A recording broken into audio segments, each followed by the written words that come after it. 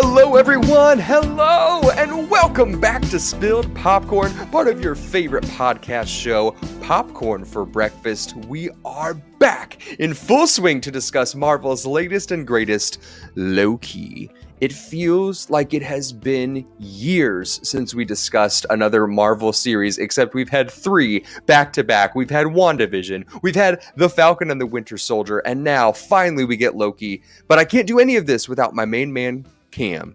Cam, say hello. What's up? It's good to be back. Good to be back. It does feel like it's been forever. It could have been. It could have been years. I don't know. Maybe it's has something to do with this time variance. I don't know. There's who knows really? Who really knows? The Time Variance Authority, we're actually already in it. That's not just a mystery. I've often said that I feel like I'm in the Truman Show. Oh, and in case I don't see you, good afternoon, good evening, and good night. Circa 1997 with Jim Carrey. I feel like that's my life, and now all these movies are coming out, and these series are talking about like kind of like pointing it like just jabbing at me, like, "Hey, dude, this is exactly what's going on, and you have no idea." And we are in the TVA at all times and being watched by a higher power. It's crazy. It's crazy. So the hiatus between the Falcon and the Winter Soldier, how many weeks has it really been? Has it been like 2? No. 3? No, it's been more. 6? It's been more. It was. I don't even know. Because I think it was mid-May. Mid-May. Okay. Whenever the Falcon and the Winter Soldier stopped. So I think it's been a month. It's been a month. Okay, gotcha. So it feels real. It feels real because getting back... You know what? Sorry. The Bad Batch came out after the Falcon and the Winter Soldier. Okay. And so the Falcon and the Winter Soldier ended at the end of April. So it's been over a month. That's why this feels old. Mm-hmm. That's why I feel so excited. And I'm so glad about this episode because everyone says that this was the best debut episode of all 3 so far. Because what do we have to rank them except against each other? And I would agree. that this is the best opening episode of all 3. How about you, Cam? I don't know, man. That WandaVision opener holds a special place in my heart. I don't know. I think that show is way more up my alley, though. This has strong potential, and I love where we're going. So it's not a knock on this episode. It's just, man, I love that WandaVision 1950s episode. It was classic. Yeah. It was more mysterious, and you definitely had to pay more attention. I loved it. I love that episode equally. There were so many people who dogged on it because they didn't understand it or didn't give them enough information. This, to me, seems... that one was wonderful. I guess you can't compare them, right? Because that was its own element. This one is as well. I just push off Falcon and the Winter Soldier episode 1 because it wasn't even in the same league as those two right there. So ranking, we'll have to do that later when we see more of these series come out, and that'll be really fun to do either on this series or on Popcorn for Breakfast. So let's get real with this episode real fast. I want to dive right into the unwrapping, and it's been over a month. Somehow this tiny, gross, oily piece of paper has lasted. Unbelievable. I sealed it in a vacuum. And it's put it in like one of those cases where they keep like signed baseballs. Yes, that's right. That's what I did. And you can see how oily it is. I won't let you look at it too long. It's pretty disturbing. I don't even know what this wrapper is from. I still have forgotten. Maybe some podcast equipment. Who knows? But all I have to say is it's time to unwrap this episode and dive straight in to Loki, episode 1 of 6. Let's do it. Let's get it.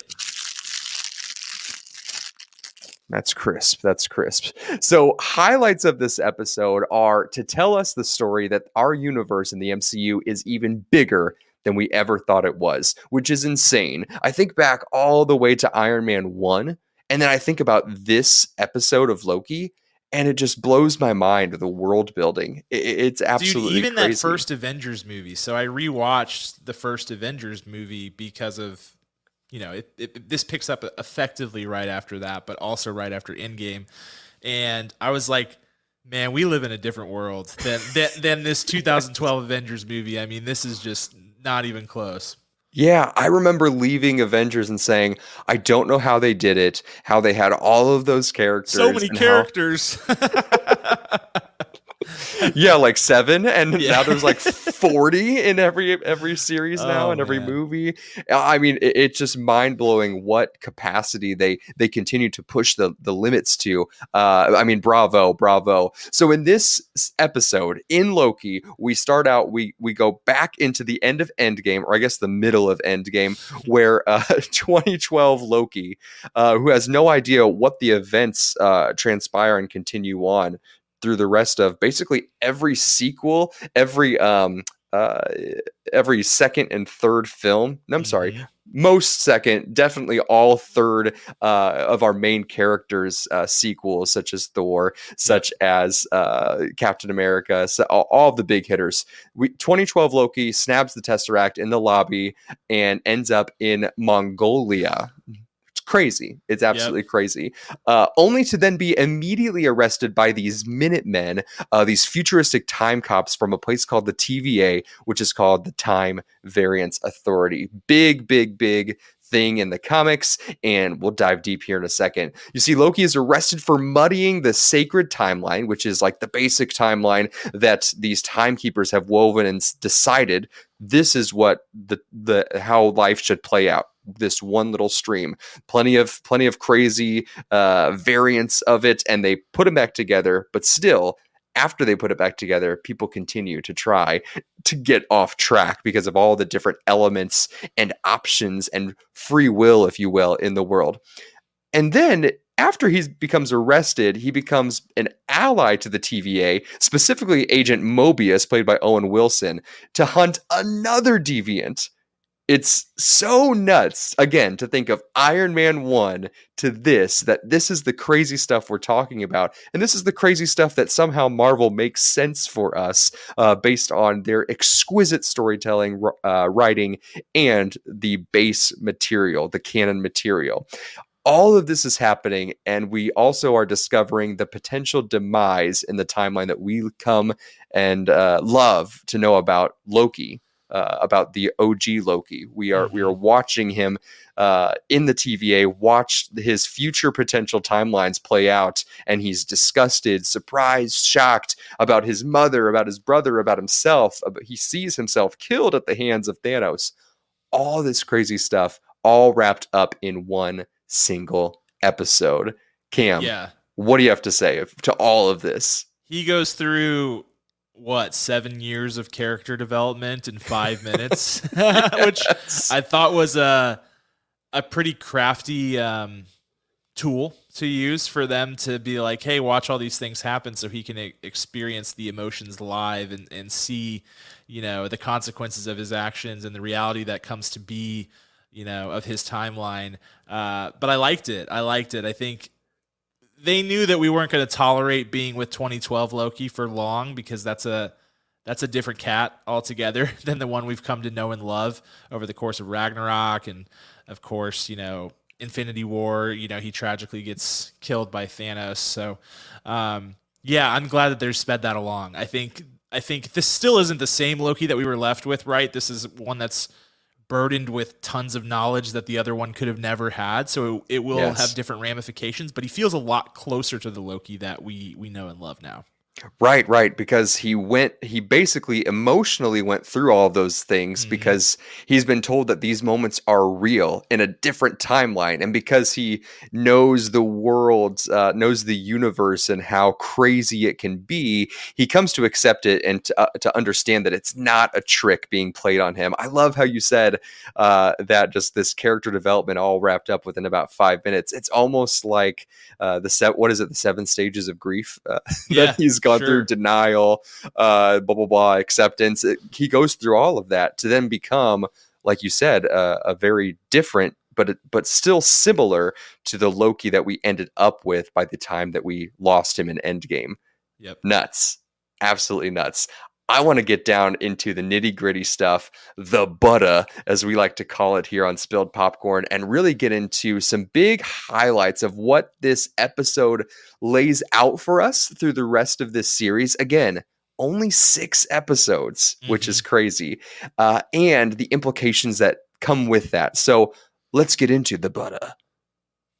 Let's do Number 1, I want to talk about the world building here, because insane. I really didn't know much about the TVA going into this. I really didn't know where they were going to take us. Even after watching the trailers, we had glimpses of this, but walking into the TVA headquarters, which essentially looked immediately kind of like a 1970s DMV at first, like yeah, sure.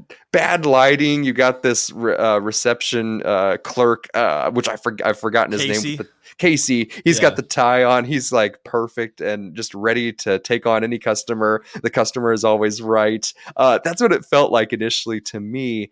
And then we also get, looking out the windows, and it looks like we're almost in a Star Wars-esque world where we have all the different flying cars, and the world looks upside down and straight up and down as well. What did you feel about this world building that we saw immediately in the TVA? Yeah, I think it's interesting. I think they've left it fairly ambiguous, which is a good call. I think they position it in a way that is intentionally meant to make you feel uneasy, in the sense of like, this is your natural instinct is sort of like, this is an authoritative power, and not one that is immediately threatening, except for to Loki, who finds himself at the hands of a lot of threats because of who he is. So you kind of are in this state of like, well, are these guys good? Are these guys bad? What are they either? Like, what is this? But also just kudos to Marvel, who continues to stretch what we will accept as an audience. They continue to build building blocks towards a more abstract and out there superhero world, which is ultimately what they need to do to continue to grow and to weave in these other more complicated characters like the Eternals and, others to come. So I liked it. I liked the world of the TVA. I like that they're keeping us in the dark. And I'm excited to dive deeper into it in the next 5 episodes. Yeah, I like how you said that too about ambiguous, and we don't know what it is. Authoritative, but you don't know how powerful they are. Just like the DMV, I think. Exactly. You're like, do I trust these guys? I don't know. You get so mad at them, but then you're like, ah, man, they really do hold all the power for me to do so many things, man. That's what the TVA is. I think that's exactly what it was derived from, the DMV. Or I think it's called different things in different states. So Department of Motor Vehicles, depending on what state or part of the country you are when you're listening to this episode. What's also crazy about this is I want to know if you know, Cam, about what this means for the Eternals, because we have the TVA. There are these time watchers. They remind me very much of like the Greek gods, the fates, the 3 fates. There are 3 how would you say it? Appointed timekeepers. What do we think about their relation to the Eternals? Do we know if they know about each other? Are they aligned? Do they not know about each other? Do you know that connection? I mean, I don't think there is a direct connection yet. I think the Timekeepers and the Eternals are, they share similarities in the sense that they are this higher power. The Eternals were created by Celestials, which are, the gods of the Marvel Universe, and the Timekeepers are certainly in that Celestial bucket, being that they have the power to govern time. So they are adjacent in terms of like what they are. But I don't know that there is a direct link.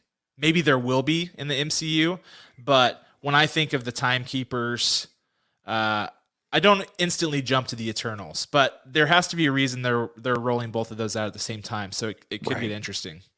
Right. So if they are somehow aligned or connected, I just wonder who's more powerful. I would assume the Eternals, but if the TVA has like just this bureaucratic system in place, I mean, maybe they are, or maybe, they just have this administrative side of their to like front them. Are we going to see like a Wizard of Oz, like the curtain's going to be pulled and it's all scientific and there's nothing related to just like mystical powers, whereas the Eternals are the mystical powered beings as the Celestials? I don't know what's coming, and that makes it all the more exciting, and all the more please just give all 5 episodes dropped next week for me. Like, why do I have to wait? But I understand the model is successful. Congratulations, Disney Plus, you win again. So with that, do we there's a lot of a big shift in the Avengers too. We have seen the core Avengers fight aliens. We've seen one thing that I always go back to when I watch the original Avengers is how Black Widow just seemingly just jumps in and starts offing these giant aliens that Loki has summoned, right? As part of his big plan. Is that obviously the Avengers have seen more things. They've grown more. Their powers have developed. How do they fight this place, if even possible? Or do they, again, align with them to help keep this? Is the TVA a bad thing? I mean, I think that's the question, right? I think in the comics, the TVA ends up coming to blows with the Avengers, and it's hard to not feel like we're on a similar collision course between the Timekeepers and the Avengers. With you've got Scarlet Witch, right? Who on her who just by herself, in essence, is a threat to everything the Timekeepers do. She is a Nexus being, right? She's someone who has the ability to impact multiple different timelines while residing in one timeline. So that she's probably public enemy number one to the Timekeepers, if we're being honest. Yes. You've got Doctor Strange, who is someone who protects the realm, but also has the ability to lurk in different timelines, lurk in a plane of existence outside of our human experience. So, and then you've got Loki, who has ripped a hole in the timeline. I mean, things are going to get interesting from a multiverse perspective. We literally have a movie coming out next year whose subtitle is In the Multiverse of Madness. So that's not going to bode well for the Timekeepers. So I do feel like they're on a collision course and not to be best buddies. I think the Avengers will have to deal with the Timekeepers or vice versa at some point, which does have backing in the comics. The Timekeepers ultimately view the Avengers as a threat to the universe because they could allow humanity to go on this like conquest of other worlds. And so they try to eliminate the Avengers at some point. So it's hard to say that they're bad or good, but they have the Avengers and the Timekeepers seem to have differing objectives. Yes, sure. I got that. Yeah, and like we said on probably in WandaVision, everything used to be black and white as far as villains go, even if they had fantastic backstories and reasonings for, their evil takeovers and plans. Everything's much grayer here in Phase 4. Absolutely. Very gray. And this is just muddy. It is messy. And you're going to have conflict over agreeing like, well, they have good motive and reason for what they do. But on the other hand, that's not very fair. Well, think about, so we're building towards Kang, right? And we'll talk more about Kang in this series, certainly. But we know that Jonathan Majors has been cast as Kang. We assume that Kang is going to be the next big bad. He is a Thanos level villain. So that would make sense. And the fact that we already know that he's been cast is a good sign that he will be the big bad for these next few phases. But Kang as a villain is a tough nut to crack. I mean, he is bad and then he's good and then he's like not good or bad, but he's kind of working with the Avengers because they have similar objectives, though for different reasons. He ends up becoming Immortus, who Immortus is trying to destroy the old Kang. Yes. There's nothing clean about him. There's nothing clean about anything he's about. And we've already been introduced to John Walker. We're about to be introduced to Yelena Belova. We've been introduced to White Vision. It's like, good and bad, that dichotomy, poof, it's gone. we are officially in like the null realm where we just have to kind of deal with information as it's presented to us, Yeah, it reminds me a lot of Survivor, the reality show. Several seasons ago, alliances were kind of thrown out the window, and there were these voting blocks. Like every episode was like, well, what are my best chances to survive this? Let's go with that. Yeah. Like it's like we've evolved past normal villains, and now we're in this weird state where like anyone could be a villain for a day, and then they could be good the next day. Who knows? Yes. Well, let's get on to even more speculation, more and more. Let's dive into the crumbs where I want to go crazy on this. So you mentioned Kang, you brought him up, you dropped his name, and of course, so did Loki. Not Loki himself, but I think the verbiage was third millennium, a variant from the third millennium, which, as we know, Kang is from the third millennium. Yeah, the 31st century. Nathaniel Richards. He's a time traveler. He comes from a timeline where there is much peace, and he doesn't like the peace. He gets bored with the peace and wants to mess things up, and so he takes on time traveling, taking advantage of his superior intellect and the technology of his era to bounce around. We talked about it during WandaVision. He ends up being Pharaoh in Egypt for a while. He becomes Kang the Conqueror. He becomes Immortus in the future, and then and this is where it gets interesting. Okay, so the reason we know Kang, they say 31st century whenever they scan that like weapon that they find at the site where before they get killed by the variant Loki, presumably, they scan it and say 31st century. So, but anyway, where it gets really interesting is that when Nathaniel Richards, who is Kang, gets older, grows old, his help is enlisted by the Timekeepers to keep watch over the period of time between 3000 BC and 4000 AD. It's his job to make sure that timeline progresses as needed in order for that timeline to meet the Timekeepers at the end of time where they reside. And so he ends up in this state where he basically has carte blanche to do whatever it takes to get the timeline to play by the rules. And so, he's very aware of Scarlet Witch being a threat to the timeline, and that's why he actually manipulates Scarlet Witch and Vision to fall in love, because Vision, being an android, isn't able to produce human children, and so he is able to somehow, in a backwards way, prevent her from having kids, though, as we know, he doesn't actually prevent it. We've already seen that in WandaVision. So then Immortus ends up becoming an enemy to Kang, because Immortus wants to make sure Kang ends up on the timeline where he becomes Immortus. So it's like, it's about to get freaking weird. But I knew as soon as we're talking TVA and as soon as we're talking Timekeepers, Kang was going to be in the picture, because you can't talk about the Timekeepers without talking about Immortus, and you can't talk about Immortus without talking about Kang, because they are the same person. So, yeah, it's about to get wackadoodle, man. It's about to get totally ballistic. I'm actually eager to see how Marvel goes about it and maintains people's interest without drowning us in the convoluted complexities of the whole plot. In post-production, I want you to cut my head open, peel back my skull, and just put question marks just flying out of it, please, sure. If you could.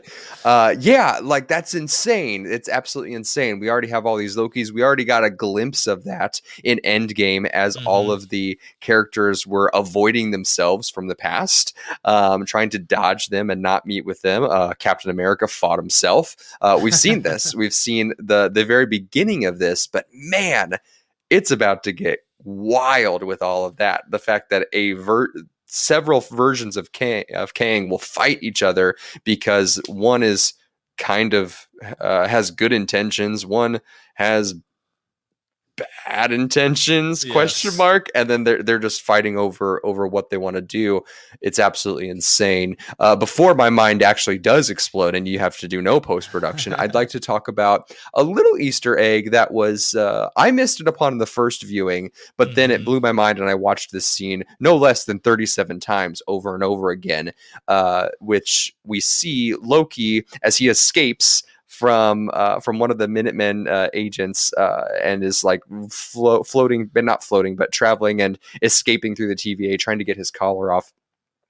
He goes into this hallway, and immediately behind him in the background, blink and you miss it, Agent Peggy Carter is presumably being arrested and marched on to another part of the TVA headquarters. Agent Peggy Carter, as we know, is a love interest and marries Steve Rogers upon him messing with the sacred timeline. So why is she being walked through the TVA and not Steve? Has Steve already been arrested and she's also being arrested now? Did she sacrifice herself? What's going on here? What do you think? I don't know. I mean, I guess the first big question is it her? I mean, it certainly appears to be. Yeah. I mean, it does. It doesn't seem like an accident, though. All bets are off. But yeah, I mean, I think the big question people are going to have with the TVA coming into play is like, okay, well, if Loki's a problem, let's talk about old man Steve Rogers. Let's talk about, some of these different beings that are floating out there as a result of what happened in Endgame. And I think it's a fair question. I guess the question back to that question would be, well, is that stuff sanctioned by the Time Variance Association? Or authority? Was it supposed to happen, even though they did mess with timelines? And that's an answer we don't know yet. So it's hard to know. But yeah, I mean, it brings up a really interesting point that we continue to be reminded of, which is that no one is ever really dead, And if you think that Chris Evans, Captain America, can't come back, or Chris Evans, Steve Rogers, I should say, can't come back at some point, I would advise you to reconsider that take, because do you think Alfred Molina thought he was going to be coming back as Dr. Octopus, 13 years ago or whatever? I highly doubt it. So truly no one is ever really dead or gone.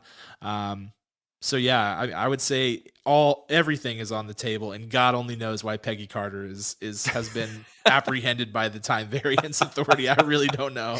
Yeah, I also to that point too. You said something along the lines of it's the big question is it part of the plan? Is it part of the original plan of the Timekeepers, knowing that they wove the sacred timeline back together?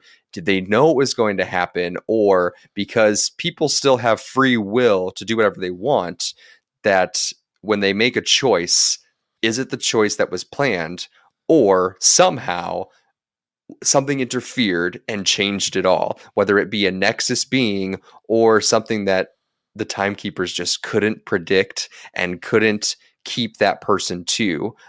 There's so many different things, and that's what's so cool and continues to be so wonderful about the Marvel Cinematic Universe, is that it comes down to the human condition of how unpredictable it is, what people are put against, and what they will react to, and how they will react to can be completely different. And that's why the idea of timelines and being able to explore that creatively just continues to be so mind-blowing and exciting. And it's so exciting. It could go on forever. There could be 700 movies by the time I'm sitting down to show my son when he's 16 and he's 7 now. So I can't wait for that. I want to see all the movies. Well, I mean, and you have to remember, this is something that keeps popping into my head. In Endgame, they have that scene where Bruce Banner goes back and talks to the Ancient One, Tilda Swinton. And they take a really intentional approach to say, listen, time flows in one direction, and there's not necessarily parallel timelines per se, but when something happens, there's a branch that comes off of this timeline. So if somebody's like, I don't know, this is really bad animation, but if this is our timeline and something branches this way, if somebody's like on this branch, but they go back in time, they end up in the original branch. Mm-hmm. You know what I mean? So, and the Ancient One's instructions was return the stones back where they were, and you keep the timeline intact. So who's to say that like old man Steve Rogers actually is a variant? In a way, he's kind of not. He's somebody who lived a full life, went back, returned all the Infinity Stones, and then lived a different full life on the same thread. Yes. You know, like it's, I don't know, that almost checks out. Granted, we're talking about fake science here, but it does seem to somewhat check out. Yeah. I also wonder, now I never watched Agents of S.H.I.E.L.D. on ABC. Mm-hmm. I wonder if maybe they're trying to revive that. Not that they'll bring Agent Carter back, like her show even. But maybe there's something in there in Agent Carter's show that got canceled pretty quickly, that maybe she did. They're surfacing, just like they're not retconning, but they're making all those things that were seemingly unimportant before. Right. They're bringing them back to light. Like, people had a lot of beef with Age of Ultron, rightfully so when it came out, but they didn't know the bigger implications that it held, especially with Thor Dark World. Man, has so many more things been pulled from that and created to make it beefier and better, and the details of that more important. That's what this is also seeming like. So maybe Peggy is maybe the Peggy Carter that we're seeing is not from when Steve Rogers went back, but maybe before that, when he was still in the future, and she did something else on that show that now I'm gonna have to go back and watch. So oh my gosh, my mind is about to explode. 6 episodes, 1 down, 5 left to go. I mean, how do we even do this, Cam? How do we do 5 more? Well, it's going to get bumpy. I think where we're at now, we've got a variant Loki on the loose, right? We didn't talk about that much at the outset, but that's basically where they leave us. The reason that Owen Wilson, Agent Mobius, Owen Wilson is so great. He's so great. His demeanor is so awesome in the show. It's much needed, and I think it's a great ad. But anyway, he saves Loki, the variant, from being deleted by Ravana, who actually is very important to Kang as well. So we should talk about that at some point later, not today. We'll see more of her, I'm sure. Yes. But takes him to try to hunt down this other variant Loki. So I think this variant Loki's not working alone. I think where we're kind of set up right now is that he is some sort of agent of Kang, and that maybe the reason we heard about the Jonathan Majors casting so far ahead of Ant-Man Quantumania is because he's going to make a cameo in Loki. I don't know. That's my bold prediction, because it just feels like we're on a collision course with Kang. It has felt that way since WandaVision, and it feels like we're accelerating in that direction.